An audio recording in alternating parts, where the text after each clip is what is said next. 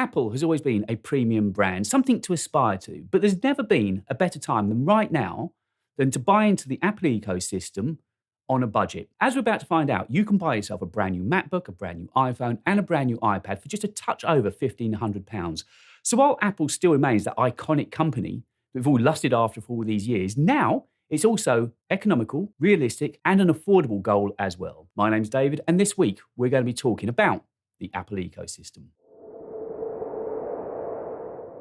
The announcements we got last week were a bit of a mishmash. They were neither all high-end or all budget. We got the high-value MacBook Pro and MacBook Ultras. We got the high-value Studio Display XDR. But we also got a cheaper iPad, and we got the brand new MacBook Neo and the iPhone 17e.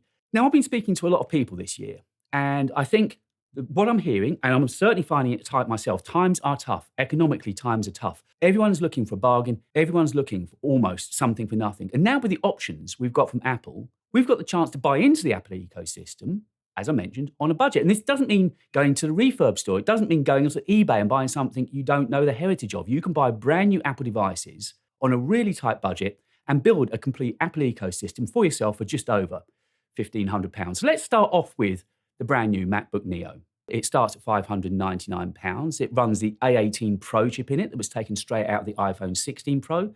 It comes with 8 gigs of memory and 256 gigs of storage, which as long as you've got a reasonable amount of iCloud storage, I reckon should be enough. And iCloud storage is actually still pretty affordable as well. You get a lovely 13-inch liquid retina display, the kind of displays that we're used to on Apple. And it's got a 1080p camera, stereo speakers, it's got a headphone jack, and 16 hours of playback time. And the more I look at this new Mac, the more I'm thinking, why would I ever buy a MacBook Air again?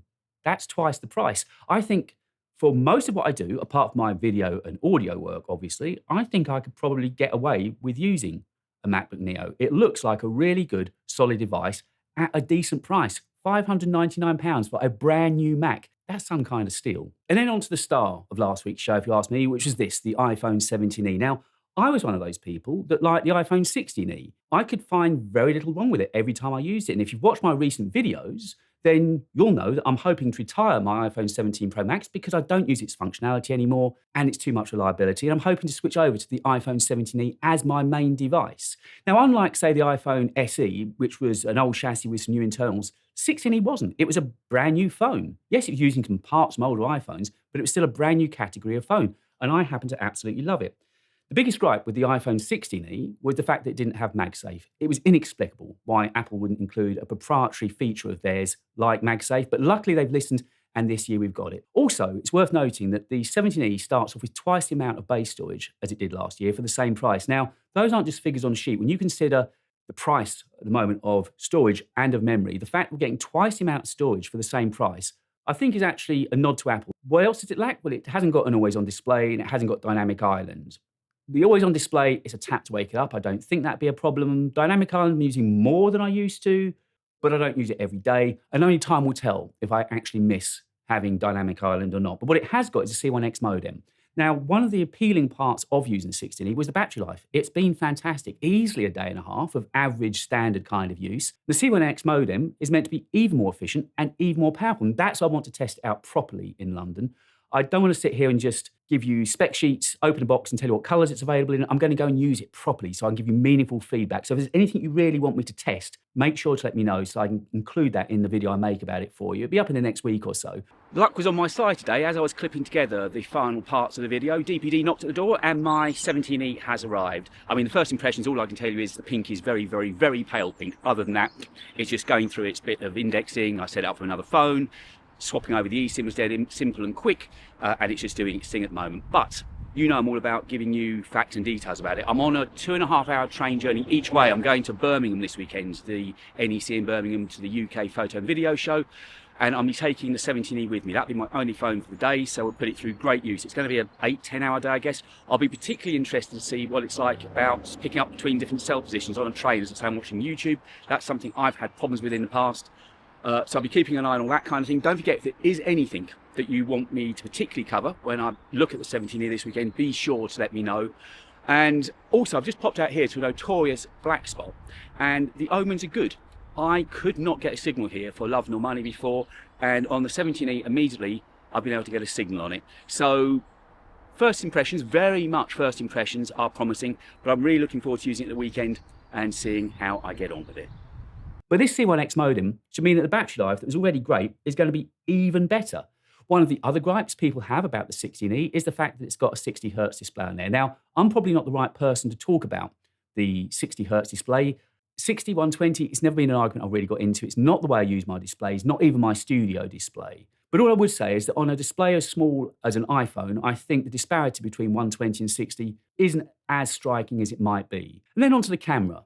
Yes, it has only got a single camera on there, but it's a decent camera with a decent sensor. It's a 48 megapixel sensor. It's smaller than the sensor that's on the iPhone 17, so you won't get quite as good pictures in low light, if you take a lot of low light pictures, that is. But it'll take decent pictures, and it'll take decent videos. It will create memories, and that's what these phones are all about. It's not complicated. You take the phone out, you can rely on the camera, you know it's going to take a decent shot every single time that you use it. Also, it's got a 2x zoom on there, and it's not just simply upscaled, it's actually using the center 12 megapixels of the sensor. So again, you'll get some decent results out of it. Now, a lot of people say, well, why would you buy the 17E when for just £200 more, you could go and buy the 17? But that's the point, £200 more. And it's not just £200 more. £200 isn't back of the sofa, loose change. £200, in my world, is a lot of money. Only you will know if the features you're losing for that £200 between the 17E and the iPhone 17 are features that you're genuinely and honestly miss on a day-to-day basis. Be honest with yourself about how you use your phone and what you need your phone for. And now on to the third and final part of this jigsaw that you can get for just over £1,500, this brand new Apple ecosystem. It's the iPad mini.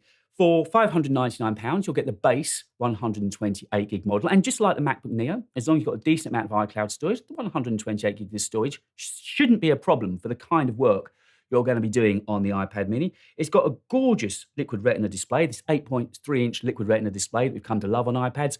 And of course, it's running iPadOS 24. iPadOS 24 changed everything. It's made it into the tablet that it should always have been. Whether I'm working on the iPad Pro or on the iPad mini, iPadOS has changed everything. You can genuinely now have multiple windows open. You can genuinely multitask on it. It's quick, it's snappy, and it's efficient. And it's got that camera on the back as well. Now, I don't mention that as a vanity project. It means you can scan documents. And the benefit of that is that the iPad mini also supports Apple Pencil. If you happen to have one, it will support Apple Pencil. So you can scan a document, sign it, and return it all off of your iPad. The iPad has finally become the device that we always wanted it to be. So you've got three devices there, brand new devices, the MacBook Neo, the iPhone 17e, and the iPad mini that you can buy to get into the Apple ecosystem. And if you've been smart and you saved the money between getting the 17e and not the 17, you've got £200 spare there. Why don't you use 120 of those pounds to go and get yourself a pair of AirPod 4? Then you're complete. You've got a complete Apple ecosystem for just over £1,500. And that, to me, represents great value for money and shows that Apple is actually trying to read the room and give us the value that we all need at the moment. Don't forget, if there's anything you particularly want me to check out when I test the iPhone 17e, do let me know. I'll be sure to include that in the video that I'm going to get up in the next week or so. And if you've enjoyed me talking about this wonderful Apple ecosystem that's so affordable to get into right now, why don't you take a look at this video where I tell you about what's coming for the next generation of iPad mini.